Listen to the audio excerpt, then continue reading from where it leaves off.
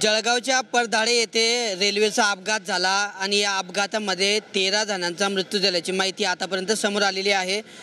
अशीच सारखीच घटना गेल्या 20 वर्षांपूर्वी जळगाव जिल्ह्यातल्या बोदवड या गावामध्ये घडली होती आणि त्यावेळीही असाच प्रकार घडला होता। रेल्वे थांबली, त्यातून प्रवासी रेल्वे रुळावर उतरले आणि त्यानंतर दुसऱ्या रेल्वे गाडीने खाली उतरलेल्या प्रवाशांना चिरडलं होतं। त्यावेळीही 15 प्रवाशांचा मृत्यू झाला होता। मात्र आजच्या या परधाडे येथील घटनेने बोदवडची ती घटना ताजी झाली आहे आणि त्या आठवणींना उजाळा मिळालेला आहे। बोदवडच्या त्या घटनेसंदर्भात बोलण्यासाठी आपल्यासोबत जळगावातले काही जाणकार आहेत, स्थानिक पत्रकार आहेत की आपण त्यांच्याशी त्या घटनेवर आपण बोलणार आहेत।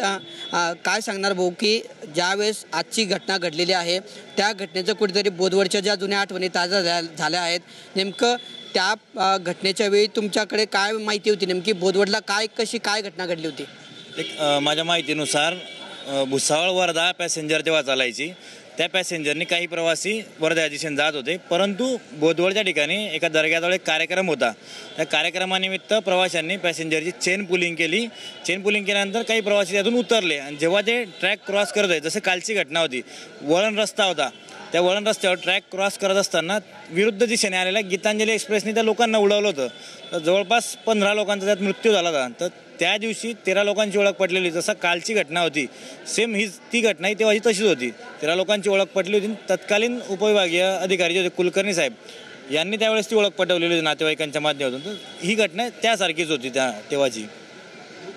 कालच्या घटनेमुळे बोदवडची जी घटना आहे आता ती पुन्हा ताजी झालेली आहे, त्या घटनेत आणि या घटनेचं साम्य आहे, काय वाटतं?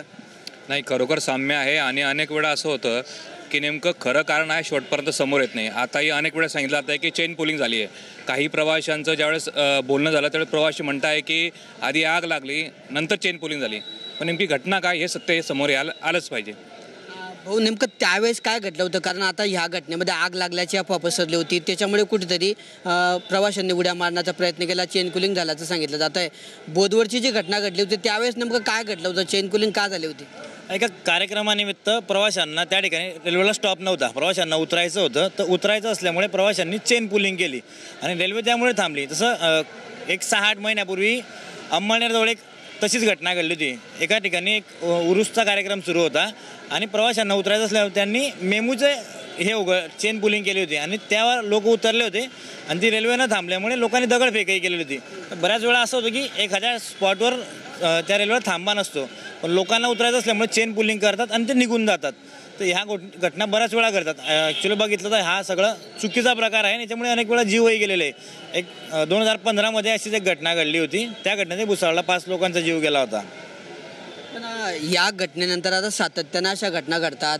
आता बोदवडची घटना घडली होती, अंमळनेरला पण चेन पुलिंग झाली आहे। या घटनेनंतर रेल्वे प्रशासनाने कुठेच अजून पण सतर्कता किंवा काळजी घेतल्याचं पाहायला मिळत नाही, तर या गोष्टीकडे कसं पाहत आहे? रेल्वे प्रशासनाकडून कवच एक प्रणाली कार्यान्वित करण्यात आलेली आहे, परंतु जळगाव जिल्ह्यात किंवा महाराष्ट्रात अजूनही कवच प्रणालीचं काम तेवढ्याच जास्त गतीने व्हायला हवं, ते झालेलं नाही। कदाचित कवच प्रणालीचं कामकाज पूर्ण झालं असतं तर कालची घटना टाळता आली असती। किमान त्या कर्नाटक एक्सप्रेसच्या चालकाला 3-4 किलोमीटर अगोदर सूचना मिळाली असती की या ठिकाणी रेल्वे थांबलेली आहे, तर त्याचा वेग कमी झाला असता, काही लोक वाचले असते, ती घटना टळली। प्रशासनाने याकडे लक्ष देऊन अधिकाधिक जलद गतीने ते कवचचं काम पूर्ण करायला हवं असं मला वाटतं आणि प्रवाशांनी कुठेही उतरताना दोन्ही बाजूने बघणं गरजेचं आहे।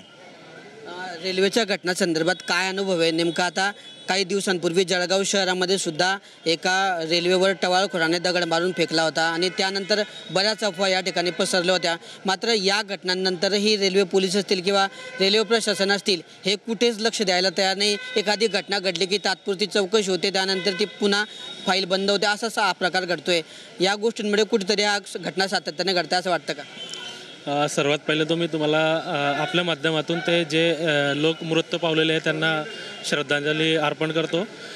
इथे कुठे ना कुठे रेल्वे प्रशासनाचा हलगर्जीपणा असा दिसतोय। आमचा अनुभव असा आहे की कुठेही काही घटना घडली तर त्याच्यावर तत्काळ जे तो उपाययोजना करायला पाहिजे की पुढे जी घटना आज घडली आहे ते पुढे नको झालं पाहिजे।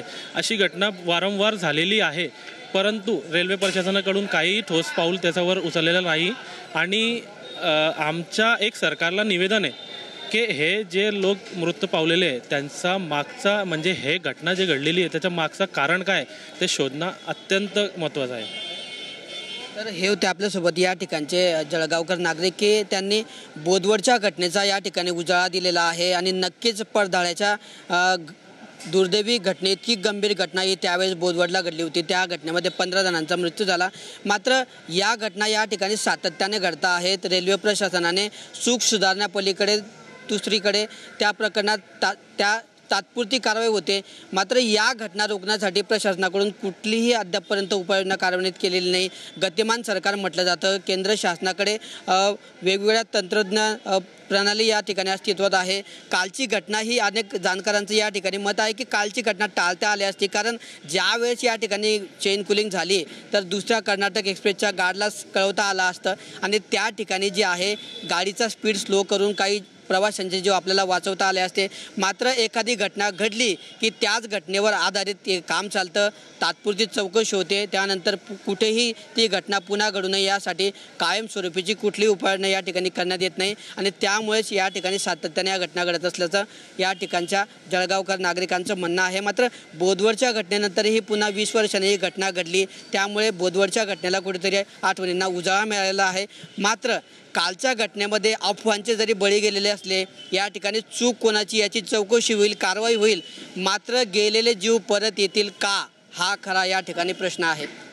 कॅमेरा पर्सन अजगर अलीसह किशोर पाटील, TV9 मराठी, जळगाव.